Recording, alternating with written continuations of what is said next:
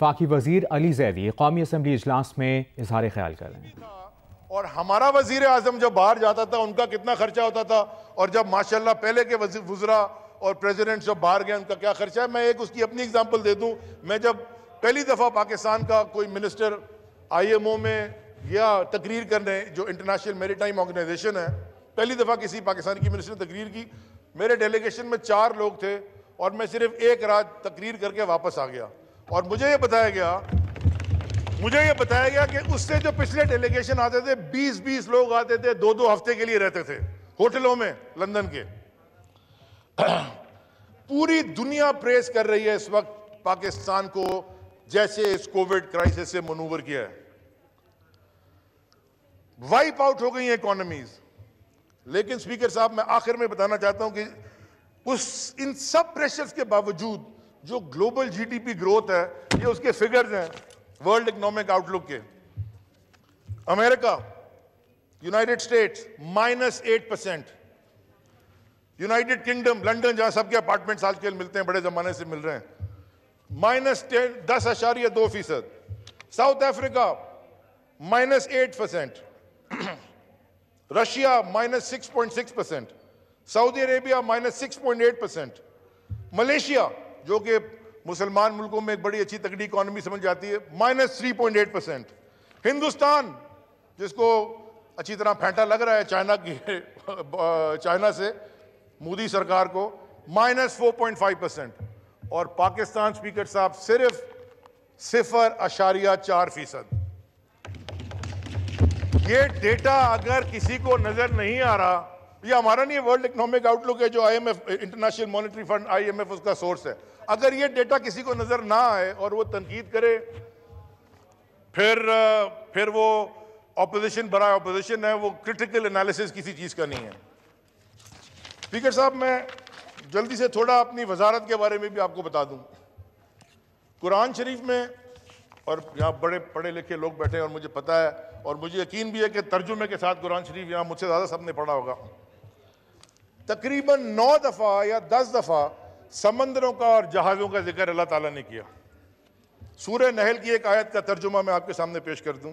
और वही है जिसने समंदर को तुम्हारे इख्तियार में दिया ताकि से उसमें तुम ताज़ा गोश्त खा सको और उससे जेवर निकाल सको जिसे तुम पहनते हो, और तुम देखते हो कि बड़ी बड़ी कश्तियां समंदर के पानी को चीरती हुई चली जाती हैं, और इसलिए कि तुम खुदा के फजल से माश तलाश करो और ताकि उसका शुक्र अदा करो। 1400 साल पहले कुरान मजीद में ब्लू इकॉनमी का जिक्र हो चुका था। ये ब्लू इकॉनमी कॉन्सेप्ट जो इस मुल्क में कभी आज से पहले हुए ही नहीं थे, कभी किसी ने बात ही नहीं की। और जब मैंने पहली दफा ब्लू इकॉनमी की बात की तो लोग मुझसे बड़े पूछते थे ये क्या चीज है। स्पीकर साहब, जैसे इंडस्ट्रियल इकॉनमी होती है, एग्रीकल्चर इकॉनमी होती है, डिजिटल इकॉनमी होती है, इसी तरह एक ब्लू इकॉनमी भी होती है। तो हमने वजीर बनने के बाद कुछ बड़े ऐसे स्टेप्स लिए हैं जो पाकिस्तान की तारीख में इस मिनिस्ट्री में कभी भी नहीं हुए। पहला स्टेप हमने लिया था कि हमने एक व्हाट्सएप नंबर और एक ईमेल एड्रेस बनाया और हमने इसको पब्लिक कर दिया।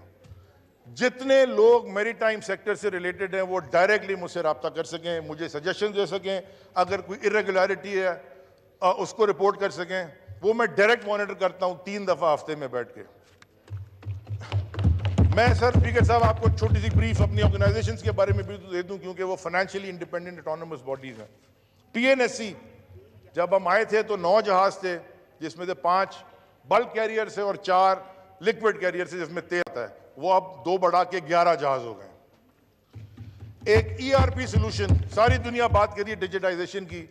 PNSC मेरे ख्याल में इस मुल्क की स्टेट ओन एंटरप्राइजेस में पहली होगी जिसके ERP सोल्यूशन इंप्लीमेंट, तकरीबन कोविड नहीं होता तो हो चुका होता, लेकिन नवंबर 2020 में पूरी PNSC एंटरप्राइज सोल्यूशन के ऊपर चल रही होगी।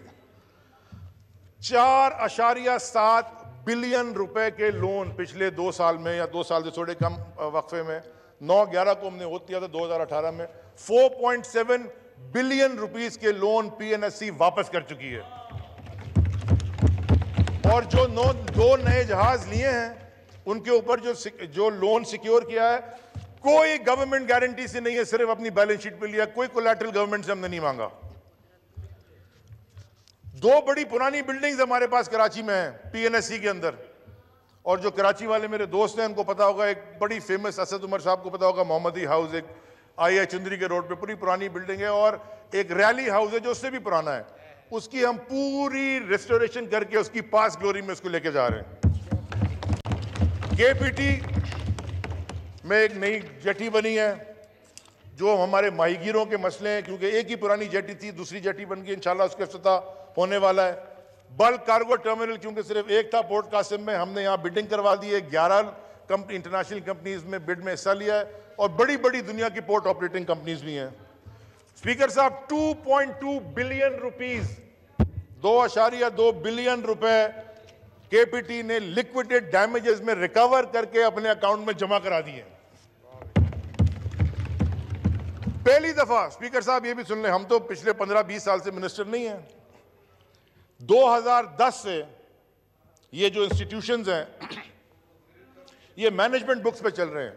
माने इसका मतलब ये कि इसका बजट मिनिस्ट्री ने अप्रूव ही नहीं किया, प्रोविजनल बजट है। क्यों?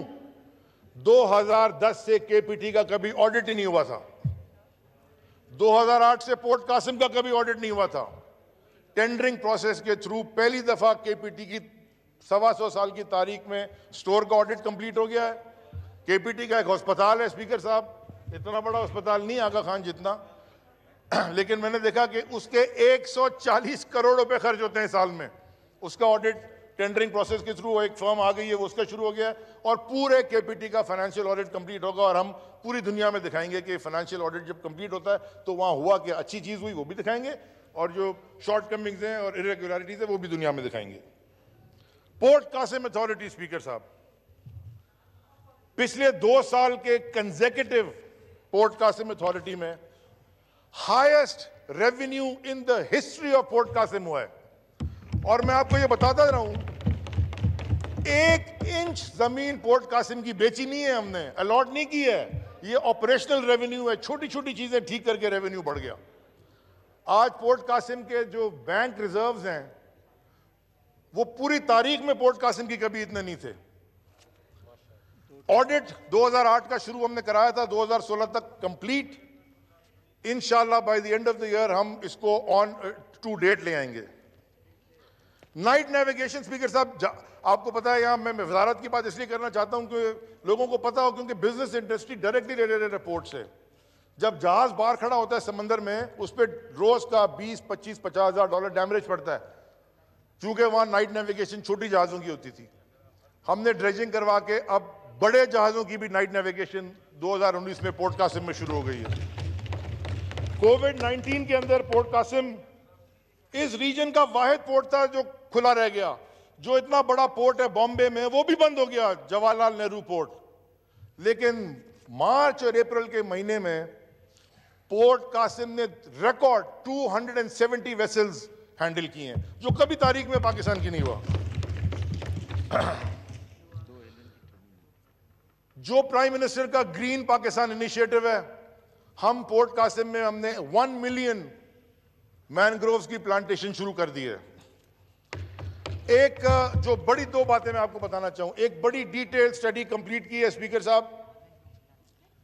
उस स्टडी से इंशाल्लाह पाकिस्तान की तारीख की सबसे बड़ी, लेकिन इस रीजन की सबसे बड़ा ड्रेजिंग प्लान अब तैयार हुआ है, तकरीबन $350 मिलियन पे हो जाएगा। और मैं आपको ये बता दूं कि हम फेडरल गवर्नमेंट से कोई पैसे नहीं लेंगे, हम अपनी ऑटोनमस बॉडी है वो हम खुद फंड करेंगे। उससे तकरीबन 8 नए टर्मिनल्स पोर्ट कासिम में निकलेंगे, जो 1.6 से $2 बिलियन तक की डायरेक्ट इन्वेस्टमेंट लेके आएंगे।